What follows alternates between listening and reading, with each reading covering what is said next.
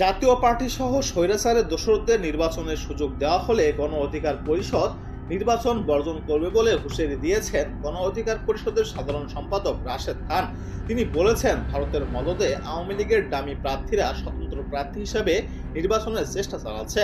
জাতীয় পার্টি ভারতের মদদে আগামী নির্বাচনে অংশ নেওয়ার অপচেষ্টা চালাচ্ছে। ফ্যাসিস্টদের দোসরদের নির্বাচনে অংশগ্রহণ জনগণ মানবে না। প্রয়োজনে নির্বাচন কমিশনকে পদত্যাগে বাধ্য করা হবে। বিকেলে ঝিনাইদহ সদর উপজেলার বাজার গোপালপুর বাজারে নির্বাচনী গণসংযোগ শেষে সাংবাদিকদের প্রশ্নের জবাবে তিনি এসব কথা বলেন। রাশেদ খান বলেন, শেখ হাসিনা ভারতে ফেরত না দিলে তাদের সাথে বাংলাদেশের কূটনৈতিক সম্পর্ক ছিন্ন করা হবে। আর যদি বাংলাদেশে নতুন করে হাসিনার মতো কাউকে লেন্দুক দর্জির মতো তাবেদার শাসক বানাতে চায়, তাহলে জনগণ তা প্রতিহত করবে।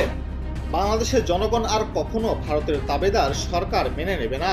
ভারতের সঙ্গে সমতা ও আত্মমর্যাদার ভিত্তিতে কূটনৈতিক সম্পর্ক গঠন করা হবে উল্লেখ করে তিনি আরো বলেন, ভারতের দাদাগিরি আমরা আর মানব না। ভারত নির্বাচন বানচালের জন্য আগামী নির্বাচনে আওয়ামী লীগের ডামি প্রার্থীদের স্বতন্ত্র সাজিয়ে ভোটের মাঠে নামাতে চাইছে। আমরা সেই ষড়যন্ত্র সফল হতে দেব না।